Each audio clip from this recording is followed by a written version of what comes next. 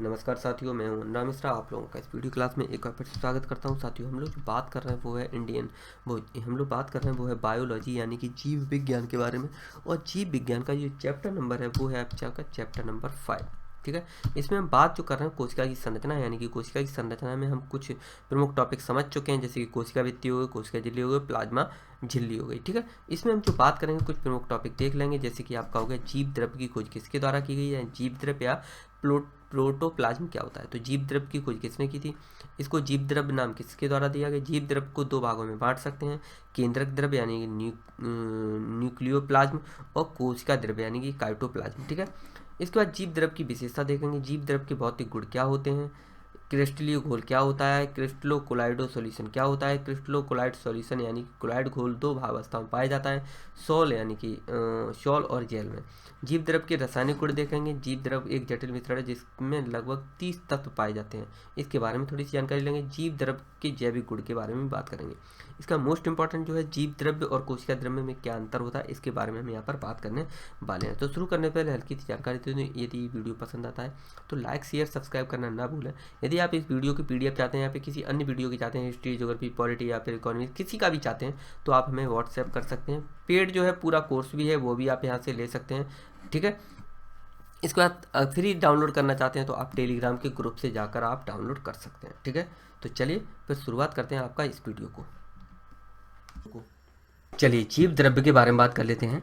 जीव द्रव्य या जीव द्रव्य कला या प्रोटोप्लाज्म के बारे में आइए समझते हैं।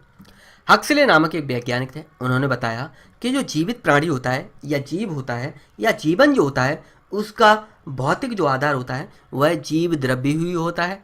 ठीक है, फिर से मैं बोल दे रहा हूँ, हक्सले नामक वैज्ञानिक ने बताया कि जीव द्रव्य जीवन का भौतिक आधार होता है, क्योंकि किसी भी जीव में होने वाली सभी जैविक क्रियाएं जीव द्रव्य में ही पूरी होती हैं। ठीक है, जो कोशिका जो होती है, मान लीजिए पूरी कोशिका है, कोशिका के अंदर मौजूद द्रव्य को हम जीव द्रव्य कहते हैं। फिर से मैं बोल दे रहा हूँ, पूरी कोशिका में मौजूद द्रव्य को हम जीव द्रव्य कहते हैं। जीव द्रव्य का नाम रखने वाले वैज्ञानिक का नाम पुरकिंजे था। किसने दिया था जीव द्रव्य का नाम? पुरकिंजे ने दिया। ये किसने बताया कि जीवन का भौतिक आधार है? तो वो आपके हक्सले नामक वैज्ञानिक ने बताया था। इसको दो भागों में बांटा गया है। जीव द्रव्य को दो भागों में बांट सकते हैं। जीव द्रव्य का वह भाग जो केंद्रक के अंदर होता है उसको केंद्रक द्रव्य कहते हैं या न्यूक्लियोप्लाज्म कहते हैं, तथा जो द्रव्य केंद्रक के बाहर होता है उसको कोशिका द्रव्य या काइटोप्लाज्म या साइटो जो भी आप पढ़ रहे हैं इसको कहते हैं। फिर से मैं बोल दे रहा हूँ, मैंने कभी बताया था, बताया नहीं, अब मैं फिर से बता दे रहा हूँ। ये आपका कोशिका है, मैं जूम कर देता हूँ थोड़ा और अच्छा लगेगा आपको। यहाँ पर आप देख सकते हैं ये कोशिका है। कोशिका का ये केंद्रीय भाग क्या कहलाता है? केंद्रक कहलाता है। इस कोशिका में पूरे में, चाहे केंद्रक हो चाहे कहीं पर भी हो, ये पूरे में क्या फैला हुआ है? माल फैला हुआ है, यानी कि द्रव पदार्थ फैला है, उसको हम जीव द्रव्य कहते हैं। अब जीव द्रव्य को दो भागों में बांट दिया किसने? जो भी है, हमें उनके बारे में जानकारी नहीं लेनी है। इसको दो भागों में बांट दिया। जो केंद्रीय भाग है, जो केंद्रक है, इसमें पाया जाने वाला जीव द्रव्य क्या कहलाता है? केंद्रक द्रव्य। और जीव द्रव्य को छोड़कर वो केंद्रक द्रव्य को छोड़कर, यानी केंद्रक वाला जो जीव द्रव्य है उसको छोड़कर केंद्रक के बाहर वाला जो जीव द्रव्य है उसको हम कोशिका द्रव्य कहते हैं। दोनों को सम्मिलित रूप से क्या कहते हैं? कोशिका जीव द्रव्य कहते हैं। ठीक है, अब कभी भी कोशिका द्रव्य की अगर बात आती है तो क्या बोलेंगे हम? कोशिका द्रव्य आपका केंद्रक के बाहर फैले हुए द्रव्य को कोशिका द्रव्य कहते हैं, केंद्रक के अंदर वाले द्रव्य को हम केंद्रक द्रव्य कहते हैं, और केंद्रक द्रव्य और कोशिका द्रव्य को सम्मिलित रूप से हम जीव द्रव्य कहते हैं। इतना समझ में आ गया? तो आपको क्या समझ में आ गया कि कोशिका द्रव्य वर्सेस जीव द्रव्य और वर्सेस केंद्रक द्रव्य समझ में आ गया? तो जीव द्रव्य क्या होता है? पूरे कोशिका में पाए जाने वाले द्रव्य को जीव द्रव्य कहते हैं। कोशिका द्रव्य क्या होता है? केंद्रक को छोड़कर केंद्रक के बाहर वाला जितना भी जीव द्रव्य है उसको हम कोशिका द्रव्य कहते हैं। केंद्रक के अंदर पाए जाने वाला जो द्रव्य है उसको हम केंद्रक द्रव्य कहते हैं। ठीक है, समझ में आ गया? आइए समझते हैं। मैंने फिर यहाँ पे बता देना किताबी बात है। जीव द्रव का विभाग जो केंद्रक के अंदर होता है, केंद्रक द्रव्य या न्यूक्लियोप्लाज्म कहलाता है। जो जीव द्रव केंद्रक के बाहर होता है उसको कोशिका द्रव्य कहते हैं, या फिर हम इसको ऐसे भी कह सकते हैं कोशिका द्रव्य तथा केंद्रक द्रव्य को सम्मिलित रूप से जीव द्रव्य कहते हैं, या फिर आप ऐसे भी कह सकते हैं कि कोशिका झिल्ली के समस्त पदार्थ को जीव द्रव्य कहा जाता है। समझा क्या? कोशिका झिल्ली है, ये है आपकी कोशिका झिल्ली, मैं आपको कोशिका झिल्ली ले चलता हूँ। हाँ, ये कोशिका झिल्ली है। कोशिका झिल्ली के अंदर का जितना भी पदार्थ है उसको जीव द्रव्य कहते हैं। इसको मैंने ऐसे भी बताया कि आपका केंद्रक द्रव्य प्लस कोशिका द्रव्य को मिलाकर जीव द्रव्य कहा जाता है। जितने भी तरह से आपको कन्फ्यूजन पैदा करना है कर लो, जो कन्फ्यूजन होते हैं उनको दूर करके अगर पढ़ लिया तो हमें घबराहट नहीं होगी। घबराहट जो होती है कि भैया काइटोप्लाज्म क्या होता है, साइटोप्लाज्म क्या होता है, ये न्यूक्लियोप्लाज्म क्या होता है, ये क्या होता है, अब वो होता तो है, उनके बीच का भाग क्या होता है, ये कन्फ्यूज कर देता है। इसलिए मैंने यहाँ पर इस तरह से आप लोगों को बता दिया। चलिए आइए जीव द्रव्य की विशेषता के बारे में बात कर लेते हैं और इसके भौतिक गुणों के बारे में सबसे पहले बात करेंगे क्योंकि इंपॉर्टेंट है, तो हल्की सी जानकारी ले लेते हैं। आइए समझते हैं भौतिक गुण। पहले देखते हैं, यह रंगहीन, अर्ध पारदर्शक तथा अर्ध तरल पदार्थ होता है। अर्ध मतलब आधा, ठीक है, आधा तरल यानी कि थोड़ा तरल होगा, थोड़ा सा ठोस भी होगा यानी कि कण वगैरह होंगे इसमें। रंगहीन यानी कि बिना रंग का। अर्ध पारदर्शक यानी कि अर्ध पारदर्शक मतलब पारदर्शक होता है जिससे पूरी आर पार हो जाए, यानी कि हमें पूरा दिखता है, लेकिन अर्ध पारदर्शक का मतलब है प्रकाश पूरी तरह से पार न जा पाए। समझ आ गया? चलिए, इसमें 60 से 80% तक पानी होता है यानी कि जल होता है, जिसमें कार्बनिक तथा अकार्बनिक पदार्थ क्या होते हैं, घुले हुए होते हैं। इस जीव द्रव्य में चीनी यानी कि ग्लूकोज यानी कि शर्करा, नमक तथा अन्य खनिज जो लवण हैं घुले हुए होते हैं, जो कि अणु या आयन के रूप में रहते हैं। इस प्रकार के घोल को क्रिस्टलीय घोल कहते हैं। क्रिस्टल मतलब आप लोगों को पता ही है, कण वगैरह होते हैं क्रिस्टल वगैरह, तो उसमें क्रिस्टल होते हैं, ये कण होते हैं, इसमें आयन के या फिर अणु होते हैं, ठीक है। तो इसके लिए हम इसको कहते हैं क्रिस्टलीय घोल कहते हैं।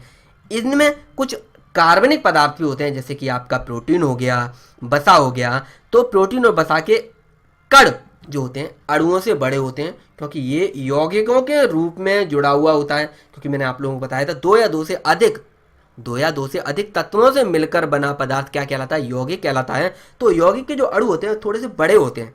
समझ में आ गया?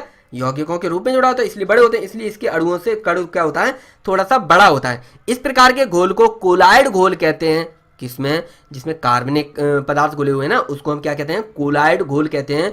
और इससे मौजूद कणों को हम क्या कहते हैं, कोलाइड कहते हैं, ठीक है। तो इसका मतलब ये हुआ कि जीव द्रव्य को क्रिस्टलो कोलाइडो या कोलाइड सॉल्यूशन भी कहा जा सकता है, क्योंकि क्रिस्टल भी है और कोलाइड भी है, तो क्रिस्टलो कोलाइड सॉल्यूशन भी इसको कहा जा सकता है। किसको? जीव द्रव्य को, यानी क्रिस्टली घोल भी है उसमें और कोलाइड घोल भी है, ठीक है। तो दोनों को सम्मिलित रूप से क्या कहा गया, क्रिस्टलो कोलाइड सॉल्यूशन, ठीक है, कोलाइड सॉल्यूशन। चलिए नेक्स्ट समझते हैं। तो आइए देखते हैं कोलाइड घोल के बारे में बात कर लेते हैं। तो कोलाइड घोल जो है वह दो अवस्था में पाया जाता है और ये एक दूसरे से आसानी से बदल जाते हैं। यानी कि जो कोलाइड का जो मान लीजिए ये मीठा है, ये पतला है, वो मीठा है और ये खट्टा है, तो खट्टा मीठा हो जाता है, मीठा खट्टा हो जाता है। एग्जाम्पल है, मतलब खट्टे मीठे नहीं होते हैं लेकिन खट्टा मीठा एक दूसरे में बदल जाते हैं। ऐसे जो सोल है कभी जेल बन जाता है, जेल है कभी सोल बन जाता है। तो आइए देखते हैं। सबसे पहला जो विलयन है उसको हम कहते हैं सोल, यानी कि पहला जो घोल है उसको सोल कहते हैं। यह अर्ध तरल अवस्था में रहता है। इसमें घुले हुए कार्बनिक पदार्थ के जो अणु होते हैं वह एक दूसरे से क्या होते हैं,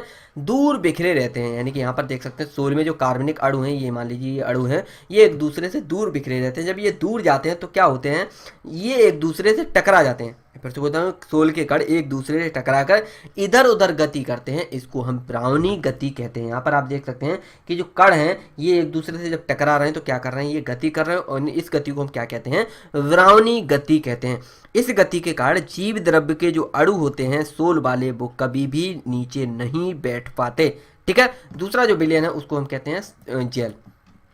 यह गाढ़ा तथा अर्ध ठोस होता है, यानी कि सोल जो होता है तरल होता है, लेकिन जो जेल होता है वह गाढ़ा तथा अर्ध ठोस होता है। अर्ध ठोस का मतलब इसमें कुछ क्रिस्टल वगैरह, कुछ अणु वगैरह पाए जाते हैं, ठीक है। तो इसमें क्या होता है, कार्बनिक अणु एक दूसरे से जुड़े हुए होते हैं। सोल में क्या होता है, कार्बनिक जो अणु होते हैं वो एक दूसरे से दूर जाते हैं, जब दूर जाते हैं तो वो एक दूसरे से टकराकर ब्राउनी गति करते हैं। जबकि जेल क्या होता है, जेल में कार्बनिक जो अणु होते हैं वह एक दूसरे से चिपके हुए होते हैं, ठीक है।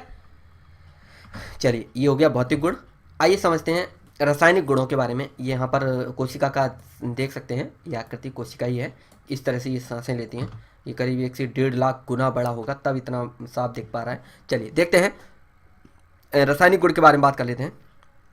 जीव द्रव्य के बारे में बात हो रही है। जीव द्रव्य मैंने फिर से रिवीजन करा दूं, क्या जीव द्रव्य होता है? ये पूरी कोशिका में जो भी द्रव्य होता है उसको जीव द्रव्य कहते हैं, यानी तरल पदार्थ जो होता है उसको जीव द्रव्य कहते हैं। तरल पदार्थ को क्या कहा जाता है? जीव द्रव्य। ठीक है। कोशिका में यह है आपका केंद्रक। केंद्रक में जो द्रव्य पाया जाता है उसको हम केंद्रक द्रव्य कहते हैं। केंद्रक में जो द्रव्य पाया जाता है उसको केंद्रक द्रव्य कहते हैं, और केंद्रक के बाहर वाले जीव द्रव्य को हम कोशिका द्रव्य कहते हैं। ठीक है, समझ में आ गया तीनों चीजों का? चलिए आइए समझते हैं।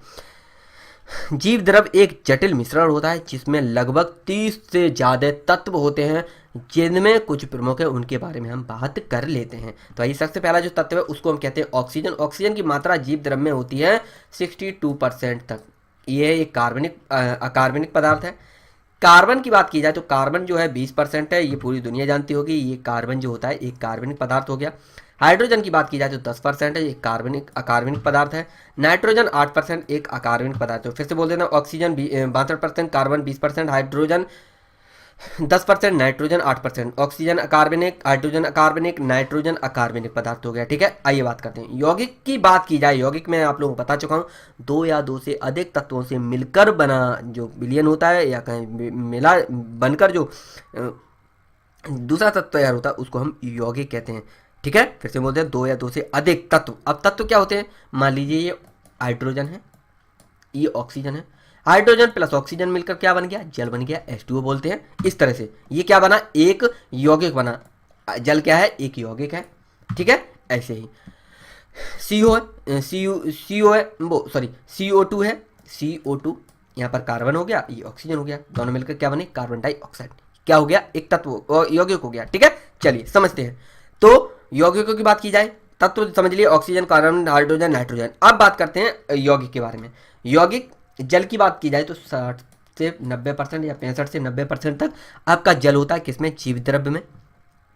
प्रोटीन और एंजाइम की बात की जाए तो 10 से 20% प्रोटीन और एंजाइम होते हैं। लिपिड यानी कि वसा की बात की जाए तो 2% तक लिपिड होते हैं। आपका कार्बोहाइड्रेट की बात की जाए तो 1% तक हो सकता है। आरएनए की बात की जाए तो 0.7% आरएनए होता है। डीएनए की बात की जाए तो 0.4% तक डीएनए हो सकता है। अकार्बनिक लवण की बात की जाए तो 0.1% तक आपका अकार्बनिक लवण होते हैं। एक बार फिर से रिवीजन करा दूं, जल आपका 65 से लेकर 90। ठीक है, प्रोटीन कितना है आपका? 10 से 20। क्या है? एक अकार्बनिक पदार्थ। लिपिड क्या है? कार्बनिक। कार्बोहाइड्रेट क्या है? कार्बनिक। प्रोटीन और एंजाइम क्या बताया मैंने? कार्बनिक, लिपिड, कार्बनिक, कार्बोहाइड्रेट, कार्बनिक। ठीक, आरएनए और डीएनए और अकार्बनिक लवण कितने होते हैं? 0.1%। चलिए, मैंने बताया अभी थोड़ी देर पहले कि ये कोशिका होती है। कोशिका में जो भी द्रव्य पाया जाता है उसको जीव द्रव्य कहते हैं। जीव द्रव्य में कोशिका में जो यहाँ पर एक होता है केंद्रक, केंद्रक में पाए जाने वाला द्रव्य को हम केंद्रक द्रव्य कहते हैं। केंद्रक द्रव्य के बाहर का जितना भी द्रव्य होता है उसको हम कोशिका द्रव्य कहते हैं। समझ में आ गया? कंफ्यूजन नहीं होगा, इसलिए मैं एक बार रिवीजन करा देता हूँ, किसी को बुरा लगे तो उसके लिए सॉरी। चलिए समझते हो कोशिका द्रव्य के बारे में। यह कोशिका का एक बहुत बड़ा भाग होता है जो कि कोशिका झिल्ली या कोशिका कला से घिरा हुआ होता है। अब भैया कोशिका कला कौन सी होती है? ये एक चीज, मान लीजिए पूरी कोशिका है, कोशिका का जो लास्ट जो होता है ये क्षेत्र, इसको हम कोशिका कला या कोशिका झिल्ली कहते हैं। ठीक है, इसमें घिरा हुआ सारा पदार्थ क्या कहलाता है? कोशिका द्रव्य कहलाता है। लेकिन किसको छोड़कर? केंद्रक द्रव्य को छोड़कर। ठीक है, फिर से मैं बोलते हैं कोशिका का एक बहुत बड़ा भाग होता है जो कि कोशिका झिल्ली या कोशिका कला से घिरा हुआ होता है। इसमें एंजाइमों की मात्रा कुछ अच्छी खासी होती है। एंजाइम हम बिकर भी इसको कह देते हैं। एंजाइम की मात्रा कुछ अच्छी खासी होती है। इसमें कोशिकाओं के बहुत से घटक होते हैं जिन्हें हम कोशिकांग कहते हैं। फिर से बोल देता हूँ, कोशिकाओं में यानी कि जो आपका कोशिका द्रव्य होता है इसमें बहुत सारे घटक होते हैं जिनको हम कोशिकांग कहते हैं। कोशिकांग जैसे कि आपका हो गया गोल्जी काय हो गया, तारक लाइन काय हो गया, तारक काय हो गया, आपका माइटोकॉन्ड्रिया हो गया, ये आपके क्या है? कोशिकांग है, यानी कोशिका के अंग। ठीक है, जैसे कि अनुरांग, तो अनुराग के अंग। ठीक, समझ आ गया ना? तो कोशिकांग, कोशिका के अंग। चलिए, तो साथियों मुझे उम्मीद है आपको ये वीडियो जो है पसंद आएगा। इसी तरह से सपोर्ट करते रहिए। तब तक अगली वीडियो के लिए इंतजार कीजिए। मिलते हैं अगली वीडियो में, तब तक के लिए नमस्कार, जय हिंद और वंदे मातरम।